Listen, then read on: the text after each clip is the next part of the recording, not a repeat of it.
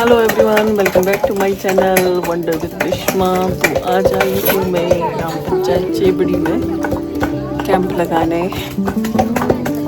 तो चलो मैं दिखाती हूँ आपको कैंप कैसे लगाते हैं हम प्राकृतिक खेती का।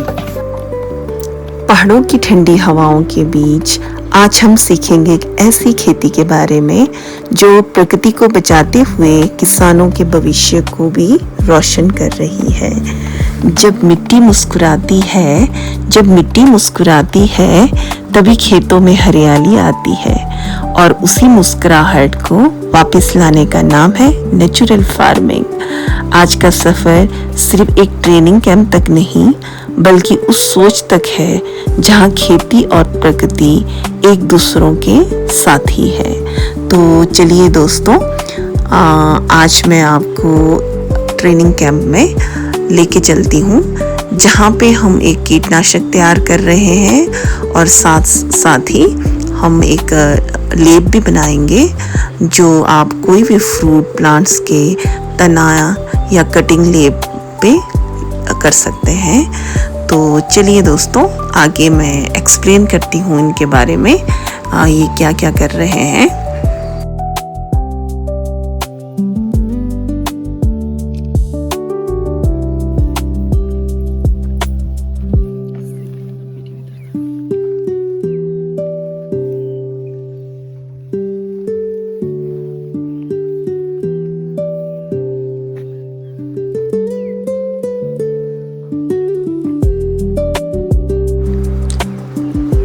तो गाइस, ये जो पत्तियां ग्रुप की लेडीज चॉप कर रही है तो ये है वाइल्ड प्लांट्स के पत्तियां विथ इसमें टहनी सहित। तो ये लेके आई है। इसका जो हम बनाएंगे इंसेक्टिसाइड, पहले इसे चॉप करेंगे। तो सभी महिलाएं अभी इसे चॉप करने लगी हैं, छोटे छोटे पीसेस करेंगे इसको। और साथ साथ कई लेडीज़ हरी मिर्च भी पीस रही है, साथ में हल्दी पीस रही है और साथ में लहसुन पीस रही है, अदरक। ये सारे जो इंग्रेडिएंट्स हैं ये हमारा इंसेक्टिसाइड तैयार करने में मदद करेगा।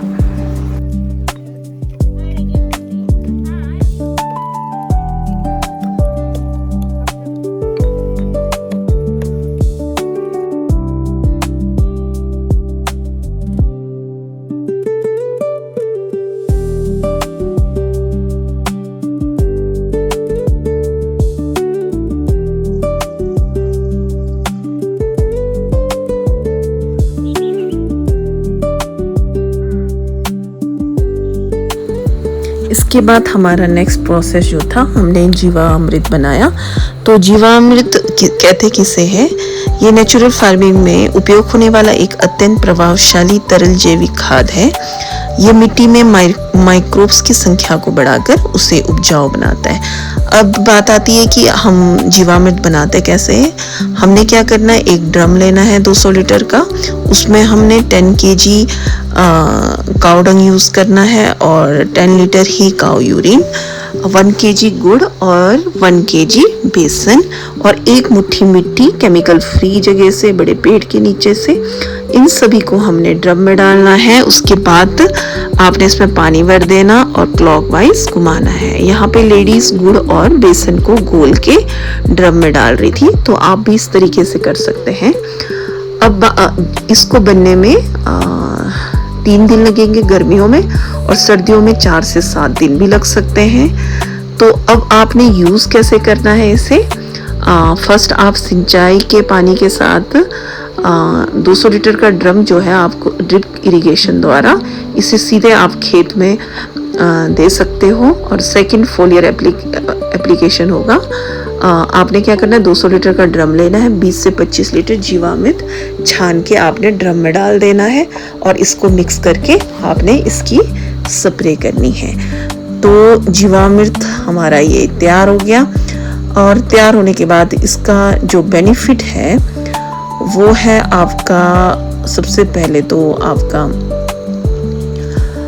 जो ये हमारे मित्र कीट होते हैं केंचुआ, इसे बढ़ाता है और सेकंड बंजर और सख्त हो चुकी मिट्टी को भुरभुरी और उपजाऊ कार्बन युक्त बनाता है। मिट्टी के जल धारण क्षमता बढ़ती है जिससे फसलों को कम पानी की आवश्यकता होती है।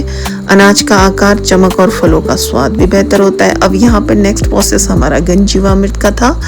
तो घन जीवामृत बनाने के लिए हमने क्या करना है, 100 किलो गोबर इकट्ठा करना है। इसमें हमने 1 किलो बेसन और आधा किलो गुड़, उसको हमने एक अलग से बर्तन में पिघलाकर फिर आपने इस गोबर पे डालना है और इसको अच्छे से आपने मिक्स करना है। मिक्स करने के बाद गूंथना है आटे की तरह। फिर आपने इसको बोरी से ढककर 3 दिन तक छोड़े रखना है। 3 दिन के बाद आपने क्या करना है, इसे बोरी हटा दिया और इसे या आपने गोश्ते बनाना है, गोश्ते, लड्डू बनाना है, लड्डू, या फिर आपने इसको पतली परत में सुखाना है। ये डायरेक्ट धूप में नहीं बनेगा, इसको धूप छांव वाली जगह पे ही बनाना है। जब ये अच्छे से सूख जाएगा तो इसे कूट कर आप पाउडर फॉर्म में बनाकर जूट वाली बर्तन में, जूट वाली बोरी में आप इसे स्टोर कर सकते हो। और इसकी वैलिडिटी जो है 6 महीने की है। आप इसे यूज़ कैसे करोगे, जब आप प्लोइंग करते हो तो लास्ट जब आप प्लोइंग करोगे उस टाइम आपने इसे खेत में छिट्टे मारना है इसके। तो ये आपका 5 बीघा में 100 से 200 किलो यूज़ होता है। और इसके बाद आपका सेकंड जब आप गुड़ाई करने लगोगे तब आपने घन जीवामृत को छिड़का देना, उसके बाद आपने गुड़ाई करनी। हाँ, एक बात का ज़रूर ध्यान रखना है, आपने जब भी आप घन जीवामृत यूज़ करते हो खेत में नमी होना बहुत ज़रूरी है। अगर नमी नहीं होगी तो आपके सूक्ष्म जीवाणु एक्टिव नहीं होंगे, तो नमी होगी तो आपके सूक्ष्म जीवाणु एक्टिव हो जाएंगे और वो अपना काम स्टार्ट करेंगे। अगर वो नमी नहीं हुई तो वो एक्टिव नहीं होंगे और तेज़ धूप से आपके सूक्ष्म जीवाणु वहीं पे मर जाएंगे। तो आगे हमारा जो प्रोसेस था वो इंसेक्टिसाइड का था, दशपर्णी का। जैसा कि आपको स्टार्टिंग में ही हमने दिखाया कि हमने डिफरेंट तरह की 10 किस्म की पत्तियां लाई है, पत्तियां और टहनियां, और इसे हमने चॉप करके रख दिया है। तो इसको 2-2 किलो लेना है आपने। और आपके आसपास जो भी आपके मेडिसिनल प्लांट्स की पत्तियां होगी या टहनियां होगी या फ्रूट होंगे, आप इसे यूज़ कर सकते हो। तो हमने भी यहाँ पे स्थानीय स्थान के अनुसार जो भी हमें पत्तियां मिलती हैं हम वही यूज़ करते हैं। तो अब इन सारी पत्तियों को आपने इस 200 लीटर ड्रम में डाल देना है। साथ में आपने दशपर्णी बनाने के लिए 10 लीटर गौंज यूज़ करना है। इसके साथ आपने 2 किलो गोबर मैश करके अच्छे से आपने गोबर डाल दिया इसमें। उसके बाद आपने जो 500 ग्राम आपने मिर्च की चटनी बना के रखी थी उसे भी इसमें डालना है। साथ में 500 ग्राम लहसुन की चटनी वो भी डाल दिया इसमें, 500 ग्राम हल्दी वो भी डाल दिया इसमें। उसके बाद आपने हींग 20 से 25 ग्राम हींग है वो भी डाल देना है आपने। फिर सौंठ पाउडर 200 ग्राम और अदरक 500 ग्राम, इन सारी चीज़ों को आपने ड्रम में डाल दिया। ड्रम में डालने के बाद इसको आपने पानी भर के इसे अच्छे से घुमाना है। अच्छे से घुमाने के बाद इसे आपने बोरी से ढककर सुबह शाम 2 से 3 मिनट आपने इसे घुमाते रखना है 40 दिन तक। 40 दिन में आपका ये तैयार हो जाएगा। उसके बाद आपने इसे छान कर इसका अर्क को अलग कर देना और पत्तियों को अलग। उसके बाद आपने आप इसे यूज़ कर सकते हो। इसकी वैलिडिटी जो है 1 साल की है। अब आपने इसे यूज़ कैसे करना है, ये फोलियर स्प्रे होगा। तो आपने क्या करना है, एक ड्रम लेना है, उसमें 6 से 8 लीटर दशपर्णी अर्क डाल दिया, बाकी आपने फुल पानी कर देना है। 200 लीटर ड्रम के लिए बता रही हूँ मैं आपको। तो इसे घुमाया, घुमाने के बाद आप इसकी स्प्रे कर सकते हो। तो ये है हमारा दशपर्णी अर्क। तो आगे देखिए हम कैसे इसमें इंग्रेडिएंट्स वगैरह डाल रहे हैं। तो एक इंग्रेडिएंट और डलेगा इसमें, 500 ग्राम तंबाकू। तो दशपर्णी अर्क के बेनिफिट्स है, ये रस चूसने वाले कीटों जैसे कि थ्रिप्स हो गया, एफिड हो गया, सफेद मक्खी और कैटरपिलर्स को फसल से दूर रखता है। और सेकंड है पत्तियों को पर होने वाले जो फंगल इन्फेक्शन है जैसे कि पाउडरी मिल्ड्यू, ब्लाइट को रोकता है। और रासायनिक कीटनाशकों पर होने वाले हज़ारों रुपए का खर्च बच जाता है। ये मित्र कीट जैसे आपके बिट्टल हो गए, लेडी बर्ड बिट्टल हो गया, मधुमक्खियाँ, उसको नुकसान नहीं पहुंचाता है। और जो हमारे मित्र कीट है वो तो होते ही हैं, तो मित्र कीट होंगे तो आपके बगीचे में शत्रु कीट नहीं आएंगे। तो ये आपको जैसा पता है कि मित्र कीट हमारे मांसाहारी होते हैं, तो ये हमारे शत्रु कीट को खा जाते हैं, जिससे आपका बगीचा भी बीमारी से बच जाएगा। और जो हमारे शत्रु कीट होते हैं वो होते हैं शाकाहारी, तो वो हमारे फसलों को खाते हैं। तो हमारे बगीचे में मित्र कीट का होना ज़रूरी है। तो ये जो लेडी बर्ड बिट्टल है और आपका मधुमक्खियाँ हो गए, ये हमारे मित्र कीट है। तो हम जब नेचुरल फार्मिंग करेंगे तो हमारे खेतों में बहुत अधिक मात्रा में मित्र कीट भी तैयार हो जाएंगे। तो ये हमारे लिए एक बेनिफिट है।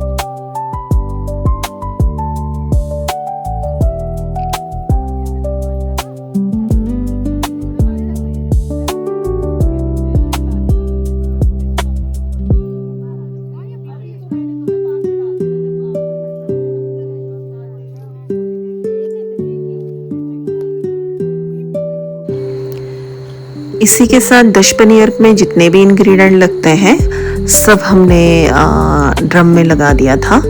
तो अब हमारा दशपनी अर्क जो है इसको तैयार होने में 40 दिन लगेंगे। 40 दिन तक जो हमारी ग्रुप की महिलाएं हैं इनकी ड्यूटी लगेगी यहाँ 1 से 2 मिनट इसको घुमाने के लिए सुबह शाम। और 40 दिन बाद जब ये तैयार हो जाएगा तो ये सारे इसे अपने बांट के अपने साथ ले जाएंगे घर पे और इसे यूज़ करेंगे। तो अब नेक्स्ट जो हमारा प्रोसेस था वो था हमारा पौधलेप बनाना। तो पौधलेप पौधे के तने के लिए एक प्राकृतिक सुरक्षा कवच है जो उन्हें कीट, रोगों और मौसम के प्रतिकूल परिस्थितियों से बचाता है। तो इसको बनाने के लिए जो इंग्रेडिएंट लगता है इसमें 10 लीटर काऊ यूरिन, 3 kg कड़वी पत्तियाँ, आपके यहाँ अगर नीम की पत्तियाँ अवेलेबल है तो वो भी बेस्ट है, बट इसे अच्छे से कूट कर इसमें से रस निकलना चाहिए। तो इसके अलावा आप 2 से 3 kg चिकनी मिट्टी, 500 ग्राम हल्दी, 500 ग्राम लहसुन की चटनी। अगर हल्दी 500 ग्राम जो मैं बता रही हूँ, अगर आपकी घर की हल्दी है तो 300 ग्राम काफ़ी है। अगर आप बाहर से खरीद के करते हो तो उसकी प्योरिटी नहीं होती, इसीलिए मैं ज़्यादा बता रही हूँ आपको। तो इसमें आपका 10 से 15 ग्राम हींग डलेगा, आवश्यकता अनुसार काऊ डंग, और इसे आपने सारा मिक्स करना है। मिक्स करने के बाद आपने इसे बोरी से ढक कर रखना है 2 दिन तक। सुबह शाम इसको भी घुमाना है। जब 2 दिन बाद ये तैयार हो जाएगा उसके बाद आपने इसको अप्लाई करना है किसी ब्रश की सहायता से, या फिर आपने हाथ में ग्लव्स लगाकर इसे हाथ से भी आप कर सकते हो। ये तने के 1 से 2 फीट तक आप इसको यूज़ कर सकते हैं। इसको कटिंग लेप के लिए भी यूज़ कर सकते हैं। तो आपका इसके फ़ायदे जो होंगे वो आपका जो तना लेप है वो रासायनिक दवाओं पर जब हम निर्भरता कम करता है, तने की दरारों एवं घावों को भरने में मदद भी करेगा, पौधों की वृद्धि एवं स्वास्थ्य में भी सुधार करता है, और तने को कीट एवं रोगों से सुरक्षा प्रदान करता है, जैसे आपके फफूंद एवं जीवाणु जनित रोगों की रोकथाम में भी सहायता करता है। तो गाइस, इसी के साथ मैं आप सभी का दिल से धन्यवाद करती हूँ कि आप मेरे चैनल को इतना प्यार और समर्थन दे रहे हैं। अगर आपको मेरी वीडियो पसंद आए तो वीडियो को लाइक करें, अपने दोस्तों के साथ शेयर करें और मेरे चैनल को सब्सक्राइब करना ना भूलें। आपका एक छोटा सा समर्थन मुझे बेहतर वीडियो बनाने के लिए प्रेरित करता है। धन्यवाद।